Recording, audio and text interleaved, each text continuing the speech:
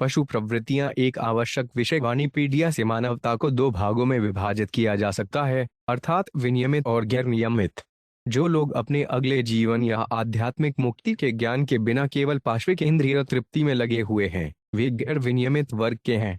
और जो लोग शास्त्रों में वर्णित कर्तव्यों के सिद्धांतों का पालन करते हैं, उन्हें विनियमित वर्ग में वर्गीकृत किया गया है। गैर विनियमित वर्ग सभ्य और गैर सभ्य, शिक्षित और गैर शिक्षित, मजबूत और कमजोर दोनों पशु प्रवृत्ति से भरे हुए हैं। उनकी गतिविधियां कभी भी शुभ नहीं होती हैं, क्योंकि खाने, सोने, रक्षा करने और संभोग करने की पशु प्रवृत्ति का आनंद लेते हुए वे हमेशा भौतिक अस्तित्व में बने रहते हैं, जो हमेशा दुखी होता है। दूसरी ओर, जो लोग शास्त्रीय आदेशों द्वारा नियंत्रित होते हैं और जो इस प्रकार धीरे धीरे कृष्ण भावनामृत तक बढ़ते हैं, वे निश्चित रूप से जीवन में प्रगति करते हैं। श्रील प्रभुपाद की पुस्तकें, व्याख्यान, वार्तालाप और पत्र इस आवश्यक विषय की व्यापक प्रस्तुति प्रदान करते हैं, जैसा कि वानी कोर्स से निमल प्रोपेंसिटीज श्रेणी में देखा गया है। उनकी शिक्षाओं का एक परिचय निम्नलिखित 8 उदाहरणों में दिया गया है। श्रील प्रभुपाद की शिक्षाओं से उदाहरण प्रत्येक जीवित प्राणी अर्थात विशेषकर मनुष्य, क्योंकि बिल्लियां और कुत्ते ब्रह्म या परम सत्य के बारे में पूछताछ नहीं कर सकते। इसलिए निष्कर्ष यह है कि मानव जीवन में किसी को केवल पशु प्रवृत्तियों में ही संलग्न नहीं रहना चाहिए।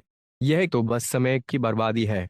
उसे परम सत्य की खोज करनी चाहिए, अथा तो ब्रह्म जिज्ञासा, और उसे समझने की कोशिश करनी चाहिए। भगवद गीता व्याख्यान 21 नवंबर 1972, हैदराबाद। मानव जीवन ईश्वर को समझने का एक अवसर है। निम्न पशु जीवन में ऐसा कोई अवसर नहीं है। एक कुत्ते को ईश्वर को समझने के लिए शिक्षित नहीं किया जा सकता, लेकिन एक आदमी को किया जा सकता है। अतः यदि इस मानव जीवन का दुरुपयोग पशु प्रवृत्तियों के चक्कर में किया जाता है तो यह बहुत बड़ी हानि है। उसमें ईश्वर को समझने की प्रवृत्ति जागृत हो, यही वास्तविक शिक्षा है। वार्तालाप 6 अक्टूबर 1972, बर्कली। यद्यपि शरीर की पशु प्रवृत्तियों को कम से कम किया जाना चाहिए, जो लोग फिजूल खर्ची करते हैं वे अस्थायी रूप से भौतिक आनंद में बह जाते हैं। फिर भी जैसे ही जीवन का वर्षा ऋतु समाप्त होता है, वे सूखी नदी तल के समान शुष्क हो जाते हैं।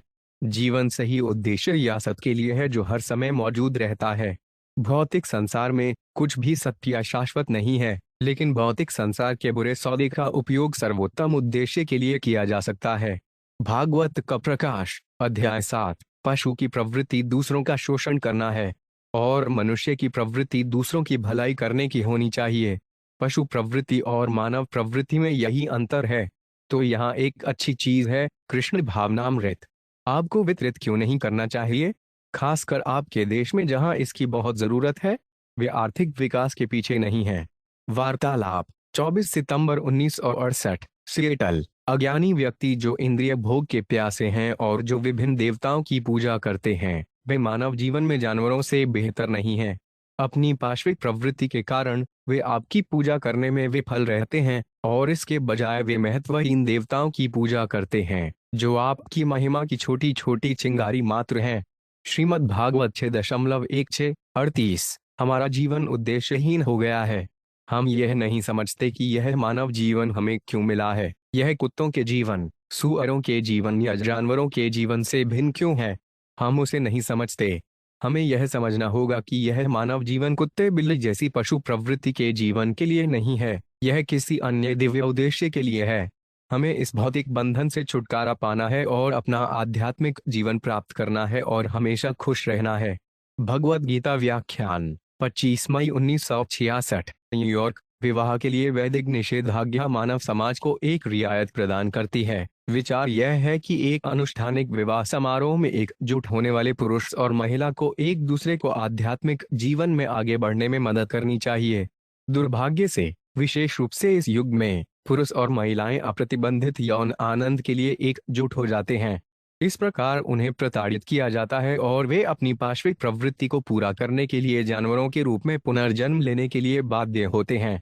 श्रीमद् भागवत 7.13-26। पशु प्रवृत्ति वह अपनी पत्नी को प्रतिदिन नग्न देख रहा है और फिर भी वह नग्न नृत्य देखने जा रहा है और कुछ शुल्क चुका रहा है, क्योंकि इस पशुता के अतिरिक्त उनका कोई काम नहीं है। ऐसा नहीं है तो फिर किसी दूसरी औरत को नग्न देखने का क्या फायदा। तुम हर दिन हर रात अपनी पत्नी को नंगी देख रहे हो। सुबह की सैर, 28 मई 1974, रोम।